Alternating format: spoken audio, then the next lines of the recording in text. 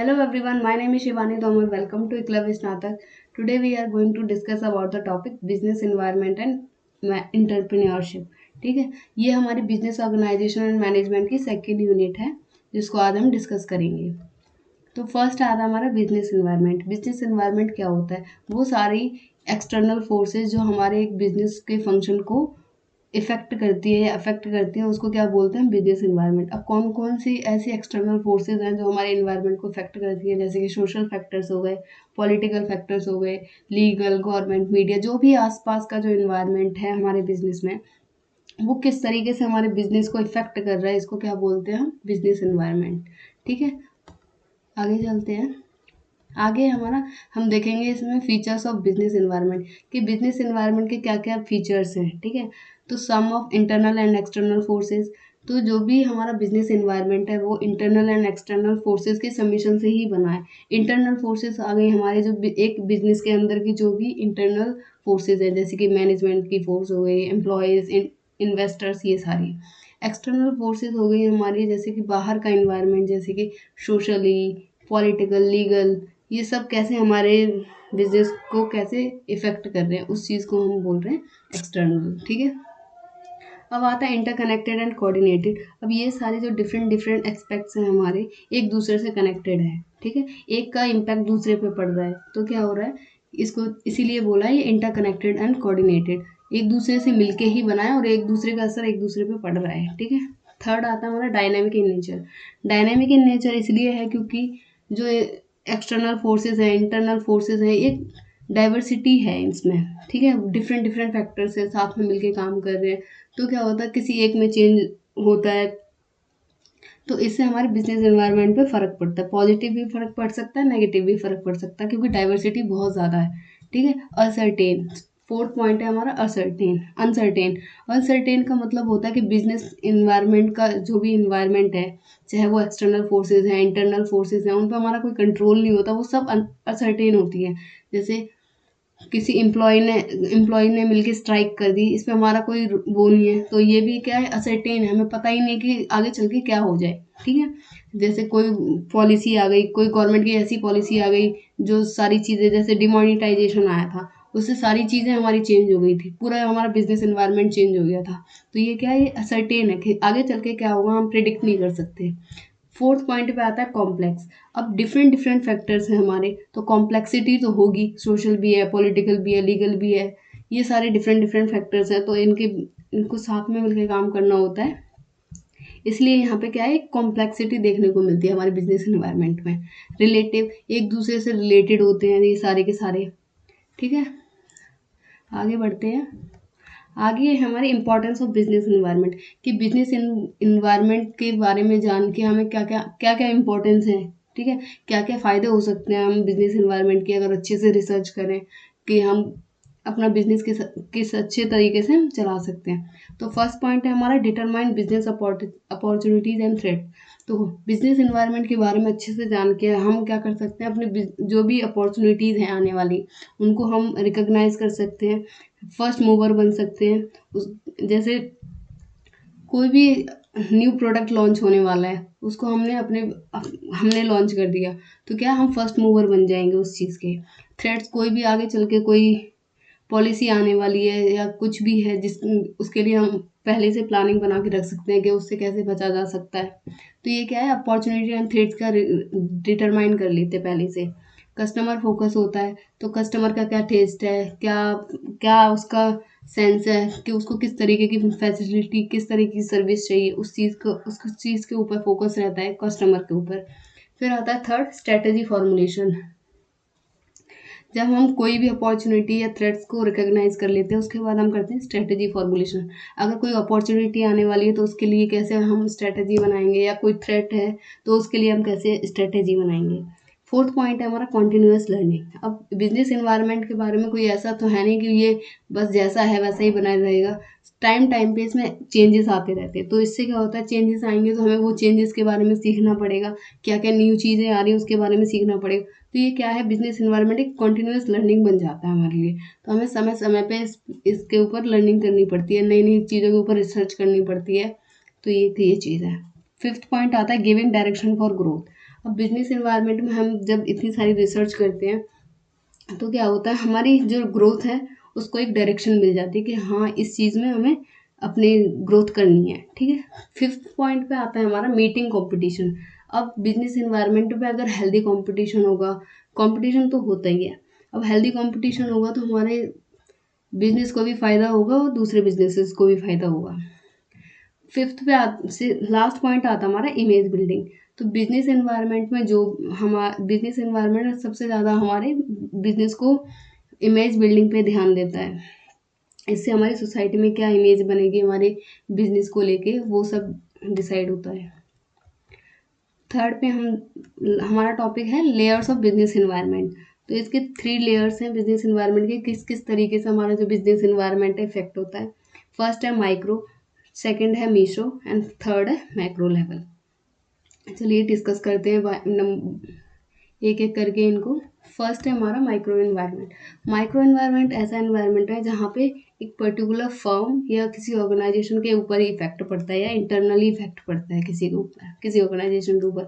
जैसे management, employees and investor, ये सारे जो हैं इंटरनली किसी ऑर्गेनाइजेशन, किसी बिजनेस के ऊपर इफेक्ट डाल रहे हैं। अगर मैनेजमेंट की बात करें, अगर मैनेजमेंट की स्किल्स अच्छी हैं चीज़ को मैनेज करने की, तो जो हमारी बिजनेस की ग्रोथ है वो अच्छी होगी। अगर उसकी ग्रोथ स्किल्स अच्छी नहीं है तो हमारी ग्रोथ भी अच्छी नहीं होगी।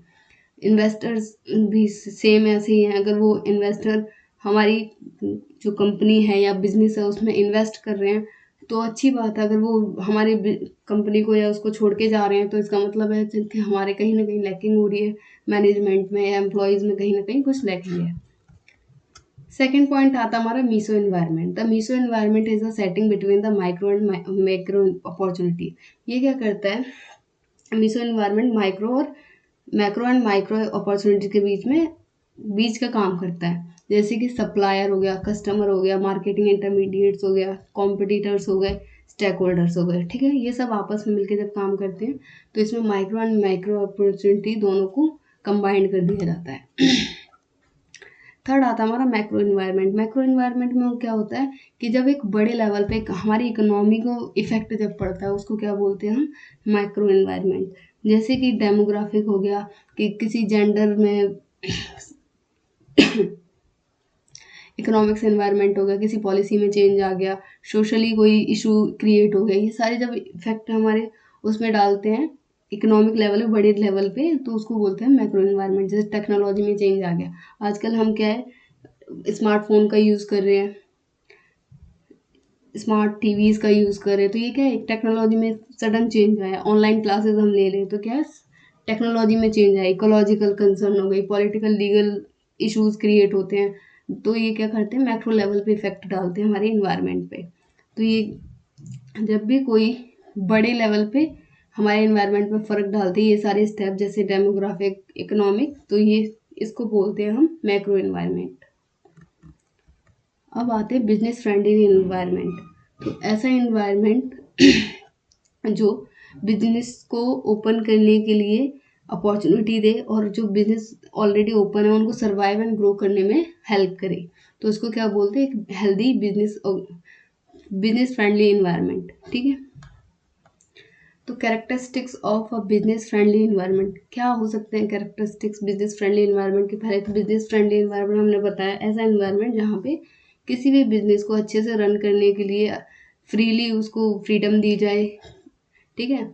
तो हमारा फर्स्ट पॉइंट है टैक्स एंड कॉम्प्लायंसेस। तो ये क्या है टैक्सेस वगैरह भी, अगर किसी बिजनेस को अगर अच्छे से चलाना है तो टैक्सेस वगैरह कम होने चाहिए ताकि उनके ऊपर बर्डन ज़्यादा हैवी ना हो जाए। रजिस्ट्रेशन एंड सर्टिफिकेशन, किसी भी न्यू बिजनेस को अगर एनवायरनमेंट में एंट्री लेनी है, किसी भी बिजनेस को अपना बिजनेस ओपन करना है, तो क्या जो उसके गवर्नमेंट जो भी सर्टिफिकेशन है, रूल्स एंड रेगुलेशंस है, जो भी उसके वो हैं उसको वो ईजिली कर पाएँ। थर्ड आता है हमारा इंफ्रास्ट्रक्चर। इंफ्रास्ट्रक्चर भी इजी होना चाहिए कि जैसे कोई बिल्डिंग की रिक्वायरमेंट है या किसी भी चीज़ की रिक्वायरमेंट है वो इजीली अवेलेबल हो मार्केट में। रेगुलेशंस इजी हों, training programmes and workshops available कराए जाएँ ताकि जो वर्कर्स हैं उनको अवेयरनेस ज़्यादा हो, नॉलेज ज़्यादा बढ़े। इंसेंटिव प्रोवाइड कराए गवर्नमेंट, ठीक है, ये सारे फीचर्स हैं हमारे इसके।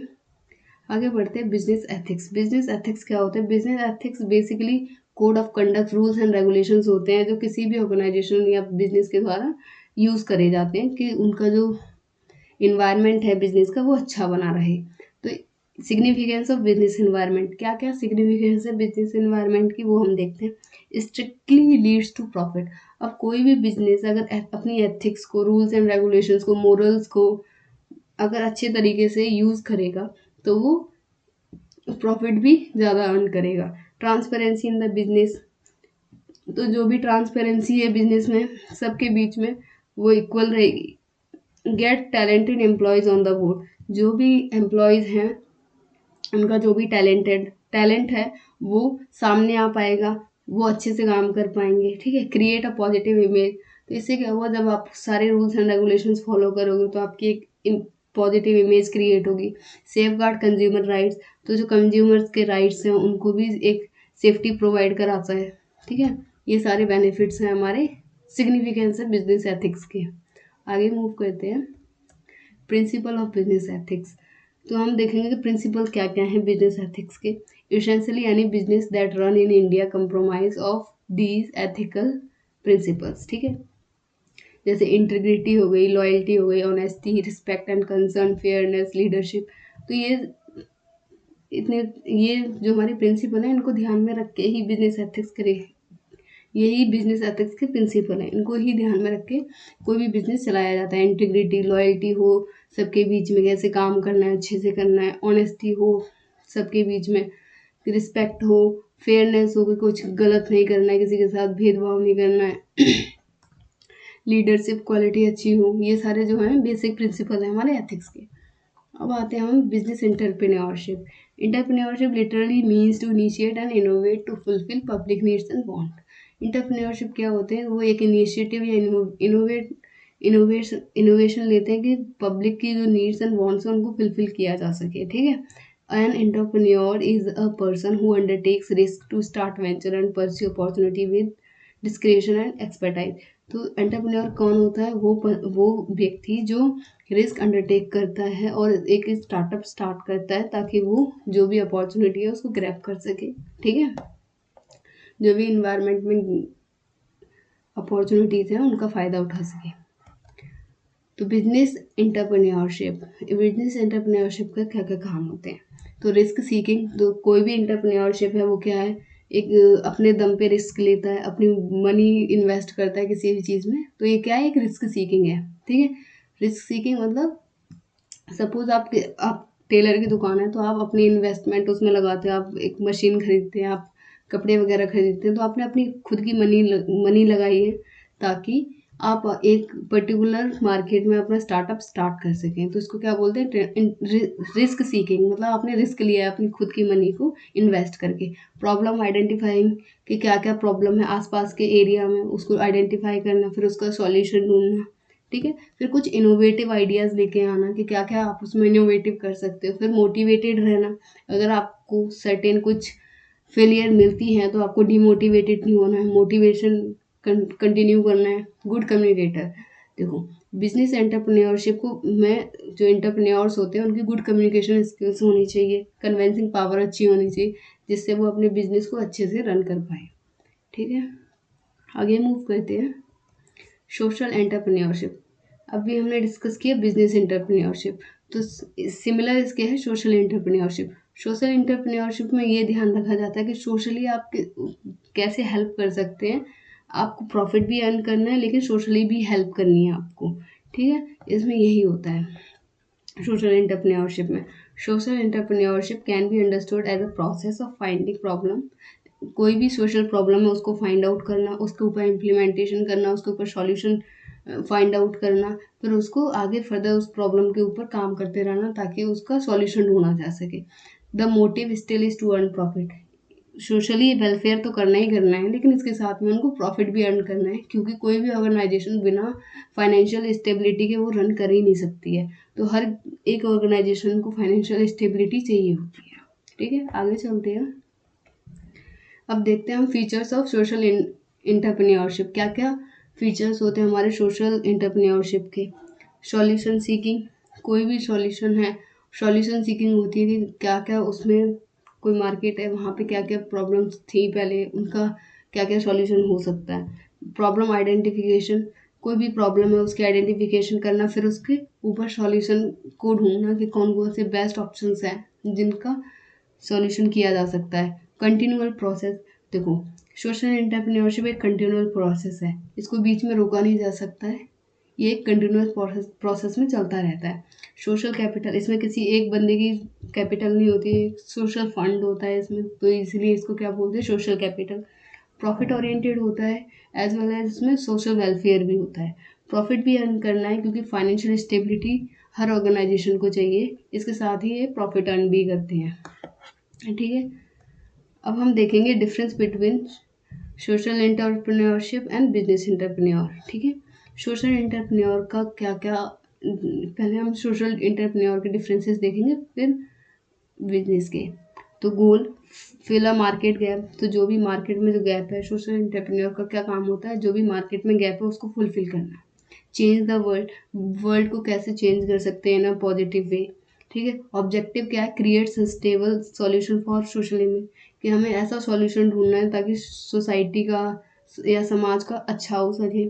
Profit motive, advance social aim, देखो प्रॉफिट तो अर्न करना ही करना है, लेकिन जो सोसाइटी का जो एम है, सोसाइटी को हेल्प करना हो गया या सोसाइटी को बेटर बनाना हो गया, ये भी होता है प्रॉफिट अर्न करने के साथ। रिस्क, बेसिक बिजनेस रिस्क तो होते ही होते हैं, प्लस इसमें क्या होता है, सोशल एस्पेक्ट्स भी इफेक्ट करते हैं तुम्हारी इंटरप्रेन्योरशिप को। ठीक है, capital content with unpredictable and fragmented financing, मैंने जैसे बताया कि एक किसी एक बंदे की पर्टिकुलर कैपिटल नहीं होती है इसमें, फंडिंग के थ्रू इसमें कैपिटल होती है, तो सोशल कैपिटल होती है इसमें।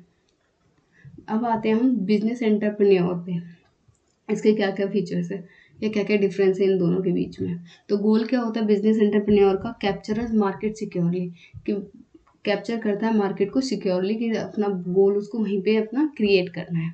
ऑब्जेक्टिव क्या होता है, build a business earn a profit, business को जितना ज़्यादा बिल्डअप कर सकते हैं वो करना है, और उसके साथ साथ हमें प्रॉफिट भी अर्न करना है, जो हमारा बिजनेस है वो लॉन्ग टर्म तक अच्छे से बना रहे, आगे चलता रहे। प्रॉफिट मोटिव क्या होता है, maximise share holders values profit as an end. ठीक है, तो क्या होता है इसमें, मैक्सिमाइज शेयर होल्डर्स की वैल्यूज को बहुत बढ़ाना होता है, प्रॉफिट तो कमाना ही कमाना है। ठीक है, रिस्क क्या होता है, बेसिक बिजनेस रिस्क होते हैं, जो हर बिजनेस में जो रिस्क होते हैं वो वही बिजनेस रिस्क होते हैं इसमें। Capital benefits from reverse financial and manager services, तो इसकी जो कैपिटल होती है वही होती है। आगे चलते हैं, प्रोसेस ऑफ सोशल एंटरप्रेन्योरशिप, क्या क्या प्रोसेस होता है सोशल एंटरप्रेन्योरशिप का। तो identification of social problem, society में जो भी प्रॉब्लम्स हैं उनको आइडेंटिफाई करना, क्या क्या प्रॉब्लम्स हैं। गोल सेटिंग करना, उस प्रॉब्लम को कैसे हम आगे चल के उसको सॉल्व कर सकते हैं, उसके लिए गोल बनाए जाते हैं कि किस किस तरीके से कौन कौन से स्टेप फॉलो करने हैं हमें, ताकि इस प्रॉब्लम का सॉल्यूशन ढूंढा जा सके। फिर क्या होता है सोशल इम्पैक्ट, कि जो हमने जो सोशल प्रॉब्लम है उसका हमारी सोसाइटी पे क्या इम्पैक्ट पड़ रहा है, उसको जब वो ठीक हो जाएगी तब क्या प्रॉब्लम, क्या उसके सॉल्यूशन से क्या इम्पैक्ट पड़ेगा हमारी सोसाइटी पे। फिर आता है प्रॉब्लम सॉल्विंग। ठीक है, प्रॉब्लम सॉल्विंग का मतलब है जो भी हमारी प्रॉब्लम थी उसको हमें एट द एंड सॉल्व कर देना है, और ये प्रोसेस आगे फर्दर चलता रहेगा। Thank you very much.